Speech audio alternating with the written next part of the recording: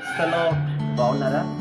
ప్రతిరోజు వాగ్దానపు విశేషాలను మీకు అందించేందుకు మాపై దేవుని కృప అధికముగా మరీ అధికముగా పనిచేస్తుంది.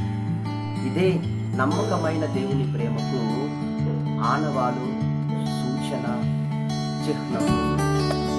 ప్రియ సహోదరి సహోదరుగా, ఈరోజు మన జీవితాలలో జయకరమైన మార్గాల్లో, ఆశీర్వాదకరమైన మార్గాలు నడిపించుకుంటూ చాలా శ్రేష్టమైన వాక్యాలని దేవుడు మనకు దయచేస్తూ ఉంటున్నారు. అపోస్తుడైన పౌలు గారు లోకములో ఆయన ఒక సమస్య ద్వారా, ఒక అనారోగ్య పరిస్థితి గుండా వెళ్ళేటప్పుడు దేవుని సన్నిధిలో 3 పర్యాయాలు ప్రార్థన చేశారు. ప్రభువా, ఈ బలహీనతను నా ఎత్తు నుండి తొలగించు. ప్రార్థన చేసినప్పుడు ప్రార్థనకు సమాధానంగా దేవుడు పలికిన మాటలే ఈ వాగ్దానం. 2 కొరింథీయులకు రాసిన పత్రిక 12:9 వచనములో గమనిస్తే, నా కృప నీకు చాలును, నీ బలహీనతలో నా కృప, నా శక్తి పరిపూర్ణమవుతుంది. వాగ్దానములన్నిటిలో కల్లా చాలా చక్కని, శ్రేష్టమైన, శక్తికరమైన వాగ్దానం. సమస్యలు కూడా అర్థం కాని సందిగ్ధం, అంటే పీక్ లెవెల్లో ఎవరైతే శోధనలు, బాధలు, సమస్యలు, కన్నీళ్ళలో వెళ్తా ఉంటున్నారో వారు వాగ్దానాన్ని కనుక గట్టిగా పట్టుకున్నట్లయితే దేవుడు అద్భుతమైన, అసాధ్యమైన కార్యాలు వారి ఎదుట జరిగిస్తాడు. ఈ మాటలో మనం చూస్తే, నా కృప నీకు చాలును అంటే దేవుని దగ్గర ఎంత కృప ఉందండి. ఒక మానవ జీవితానికి సరిపడ కంటే కూడా ఎంతో కృప ఆయన దగ్గర స్టోర్ అయి ఉంది. దేవుని యొక్క ధనాగారంలో, దేవుని యొక్క శ్రేష్టమైన ఆ నిత్య రాజ్యములో, శాశ్వత జీవములో నుండి, సియోనులో నుండి, సింహాసనము దగ్గర నుండి అనుదినము మనకు కావలసిన కృప, ఆయన కృప మన మీదికి రేపు సమయంలోనే దిగి వస్తూ ఉంది. 3 గంటల నుండి 4 గంటల వరకు రేయి మొదటి జామున ఎవరు, ఏ దాసుడు మెలకువగలిగి దేవుని కొరకు కనిపెట్టుకొనునో, కృప కొరకు కనిపెట్టుకొనునో అటువంటి వారి మీద దేవుని కృప దిగుచున్నది, ప్రోక్షింపబడుతున్నది. దేవుని కృప చేత సంపూర్ణులుగా మార్చబడుతున్నారు. దేవునికి స్తోత్రం కలుగునుగాక. కాబట్టి దేవుడు అంటారు, నా కృప నీకు చాలును. సరిపడ కంటే కూడా ఇంకా ఎక్కువైన కృప ఆయన దగ్గర స్టోర్ అయి ఉంది. మనము పొందుకోవాలి. దేవుడి యొక్క కృప చేత బలవంతుడు కమ్మో అనే లేఖనం సెలవిస్తుంది. మరి దేని వలన క్రైస్తవునికి, ఒక సేవకునికి బలము కలగదు, కానీ కృప చేతనే రేపునే లేచి ఆయనను వెతుకుట ద్వారా మనలో కృప అధికముగా అధికముగా అధికముగా మార్చబడుతుంది. కృపను బట్టి వారి జీవితంలో భౌతికంగాను, ఆత్మీయంగాను, సేవాపరంగాను ఆశీర్వాదాలు నిర్ణయించబడతాయి. దేవునికి స్తోత్రం కలుగును గాక. ఆమేన్. మరొక మాటలో మనం చూస్తున్నట్లయితే, బలహీనతల యందు నా శక్తి పరిపూర్ణమవుతున్నది. దీని అర్థం ఏంటి అంటే, ఎవరైనా శత్రువు కానీ, ప్రతివాది కానీ మన జీవితంలో నిందలు వేయాలని, రాళ్ళు వేయాలని, నేరారోపణ చేయాలని, నేను తప్పు చూపించాలని, మన జీవితంలోకి ఎంతలా తొంగి చూసినా, ఏ యాంగిల్లో మనలను బాధించాలని చూసినా సరే, అక్కడ దేవుడు మనకు తెలియకుండానే ఆ శ్రమలోకి, ఆ బాధలోకి దేవుడు దిగి వచ్చి, దేవుడు అక్కడ మన తరఫున నివాసం చేస్తాడట.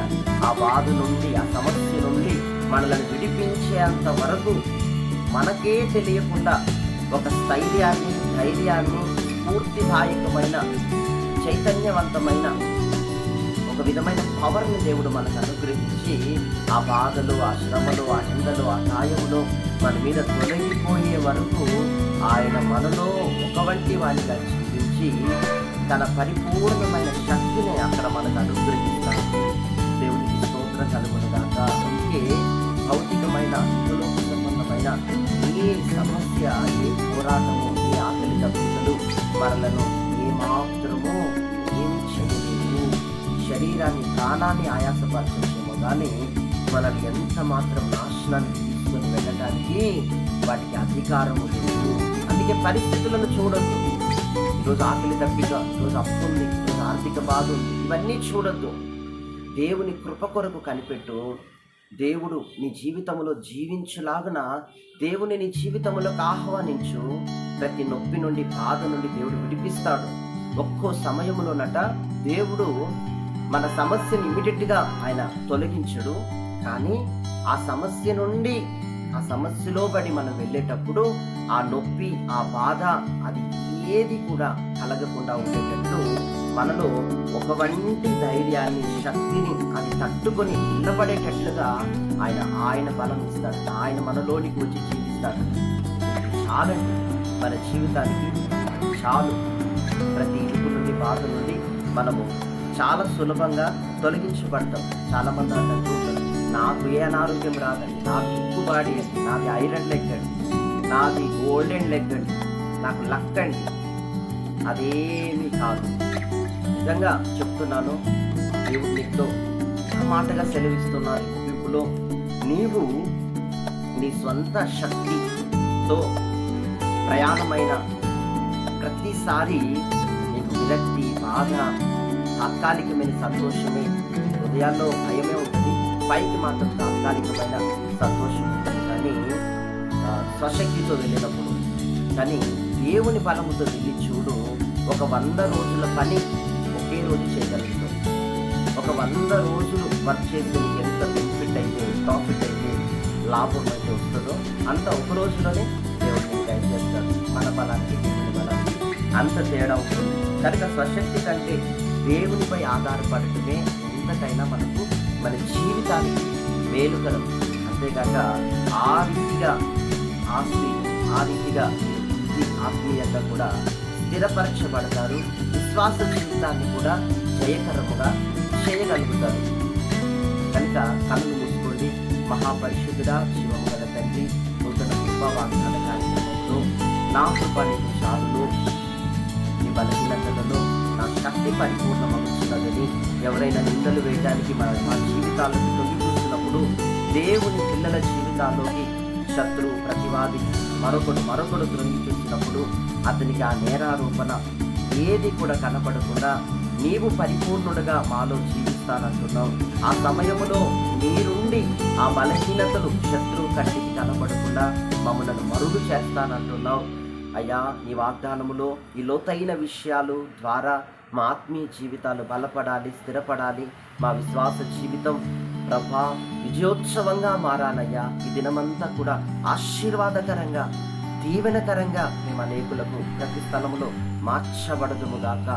నా తండ్రి, మందిరంలో జరుగుతున్న 7 days శక్తివంతమైన ఫాస్టింగ్ ప్రేయర్స్, ఈరోజు 2nd day నాయన మార్నింగ్ ప్రేయర్ స్టార్ట్ కాబోతా ఉంది. మరి కొన్ని సమయాల్లో ఆయన దీవించండి, ఆశీర్వదించండి, అనేకులను తీసుకొని రండి ప్రభువా. స్తోత్రం. మేము ఇస్తున్న వాగ్దాన కార్యక్రమం ద్వారా అనేకులు బలపడి, దీవించబడి, యేసయ్యలో స్థిరపరచబడి, మహిమగల రాకడకు సిద్ధపరచబడడానికి శ్రేష్టమైన కృప చూపమని నజరేయుడు యేసు నామములో ప్రార్థిస్తున్నాము. ఆమేన్. God bless you. మీరు బుద్ధి ప్రాంతంలో ఉన్నవారైతే Tadipatri road RTC bus stand సమీపంలో హోసన్న హోలీ జర్నీ ప్రార్థనా మందిరంలో 7 days శక్తివంతమైన ఫాస్టింగ్ ప్రేయర్స్ జరుగుతున్నాయి.